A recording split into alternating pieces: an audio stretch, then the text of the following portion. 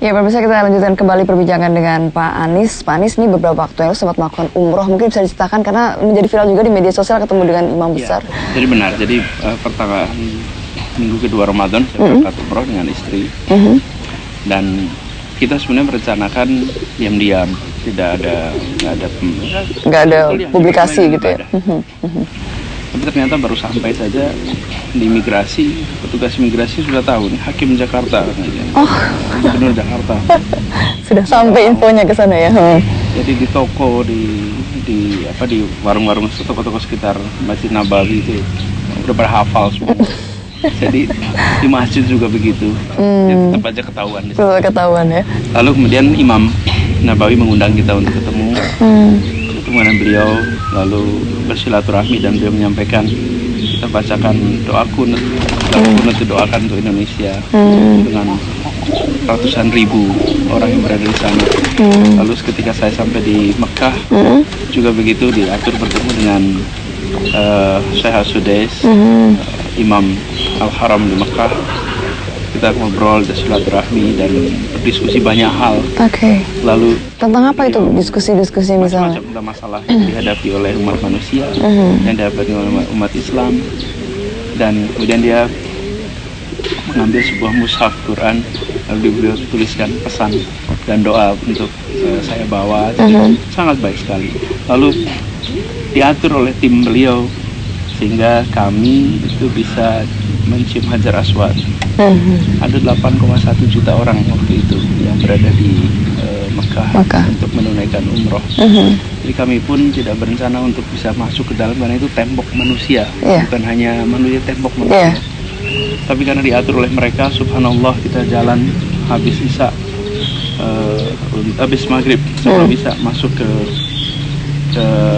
Multazam, sempat sholat sunnah di Multazam, kemudian Hijr Ismail tepatnya, lalu kemudian doa di Multazam, lalu dapat kesempatan untuk mencium Hajar Aswad. Itu mereka yang mengatur semuanya dari tim di para ulama di Al-Haram.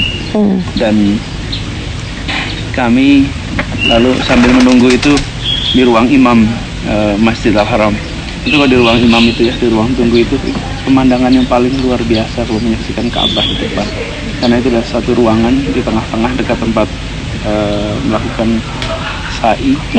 Di situ ada ruang yang di lantai 2 itu langsung untuk kontrol masjid. Jadi melihat kegiatan semua aktivitas yang di situ ya. Pemandangan luar biasa. Bagaimana perasaannya itu Pak Anies?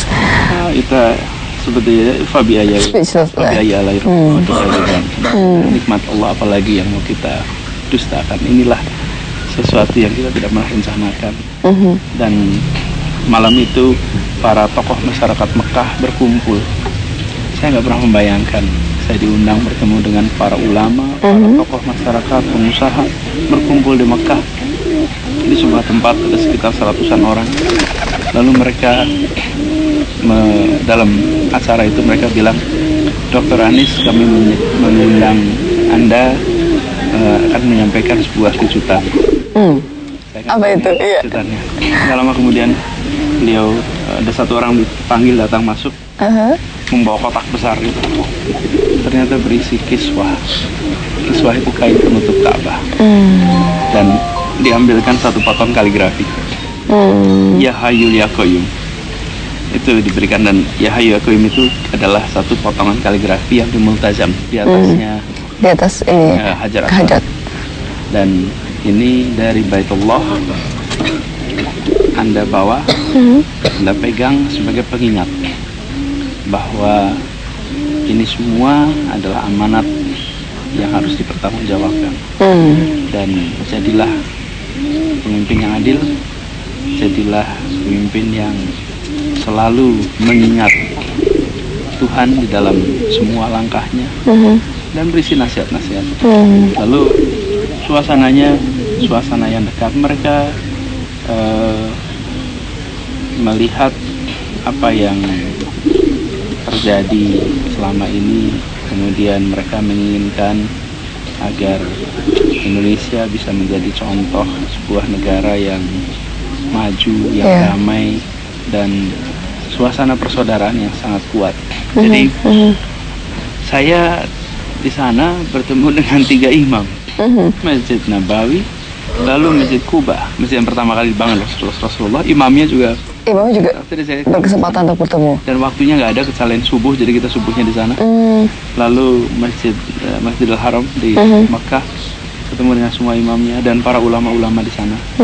Dan perjalanan umroh kemarin yang semula kita rencanakan sebagai perjalanan yang sunyi senyap, pribadi ternyata malah justru rame dan ada banyak berkah yang diperoleh ya. Dan saya di sana malah tidak ketemu orang Indonesia dalam tanda lihat di jamaah ketemu, tapi semua pertemuannya justru dengan tokoh-tokoh Madinah, tokoh-tokoh Mekah, nggak seperti yang ramai di Iya, ramai di viral media katanya ketemu sama Habib Rizik begitu. Dan kita malah justru di sana ketemunya dengan tokoh-tokoh. Ya kalau ketemu orang Indonesia di Jakarta aja lah.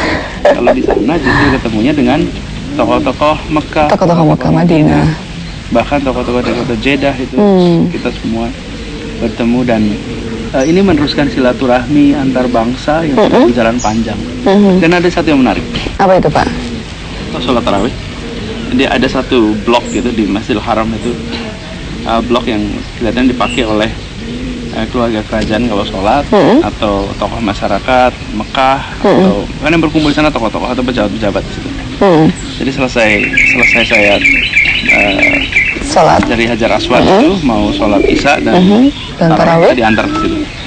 Sampai di sana katanya wali kotanya Mekah dari situ, dia datang. Dokter Anis apa kabar, mau ngobrol segala macam. Terus dia bilang gini, tahu nggak, ibu saya orang Palembang. Wow. Oh ya, ibu saya dari Palembang. Kakek saya disebutin namanya Raden siapa gitu. Nama wali kotanya Usamah Albar. Kalau kita di sini dengarnya Ahmad Albar ya. Usamah Albar. Dan beliau ceritakan bahwa ibunya memang dari Indonesia, Palembang. Dari Palembang. Jadi ayahnya orang dari Saudi datang ke Palembang menikah. Lalu ibunya diajak ke sana. Lalu tinggal. Jadi dia bilang keluarga saya masih banyak di Palembang. Subhanallah. Diaspora Indonesia. Itu ibu kita. Ibu Indonesia. Melahirkan seorang wali kota di Mekah. Subhanallah ya. Dengan adiknya seorang profesor matematika. Kita ngobrol di situ. Ada banyak sekali tokoh-tokoh masyarakat di Mekah yang malam itu tarawih bersama-sama, dan ya disitulah saya bersilaturahmi dengan mereka semua. Jadi umroh kemarin, ziarah kemarin menjadi sangat mengesankan. Dan ketika saya mau pulang di ujung, di sana mereka memberikan sebuah mushaf lagi. Tapi kali ini ada lagi. mushafnya bercoverkan kain kiswah. Dan kalau dibuka itu aromanya adalah aroma dalam Ka'bah. Itu wangian Ka'bah. Mereka bilang, ini Anda cium ini, maka Anda akan selalu ingat Baitullah. Anda cium ini, Anda selalu ingat Allah. Anda cium ini, Anda ingat bahwa nanti kita semua akan kembali kepada Allah. Dan mudah-mudahan Anda bisa mencium bau ini, karena inilah bau yang insya Allah Anda rasakan kalau di surga nanti. Jadi pesan-pesan yang disampaikan, saya sampai merinding nih dengarnya, Pak. Pesan-pesan yang luar biasa. Dan saya katakan pada istri saya Ferry, dan dalam perjalanan ini adalah sebuah perjalanan pengingat, amanat yang dititipkan pada kita. Saya selalu mengatakan amanat dari Allah, yang rutenya kita nggak pernah tahu. Saya tahun lalu kalau ditanya nggak pernah membayangkan akan seperti itu ya. Karena itu ya tidak ada rencana lain kecuali membuat kota ini lebih baik. Tidak ada rencana lain kecuali menunaikan semua janji. Dan rencananya adalah ingin meninggalkan catatan amal soleh di tempat ini. Dan mudah-mudahan ini nanti dicatat sebagai bagian dari pertanggungjawaban di akhirat nanti. Di akhirat nanti. Oke. Nah, masih terkait nanti dengan bagaimana membangun karakter mungkin ya. Karena kan Pak Anies tidak bisa dilepaskan dari pendidikan. Tadi juga terkait dengan diaspora. Artinya sebenarnya kalau dilihat sumber daya manusia di Jakarta ini kan banyak yang potensial. Artinya membangun karakter itu seperti apa sih? Tapi nanti kita ngobrolin nanti dulu. Kita akan kembali usai jeda pariwara berikut.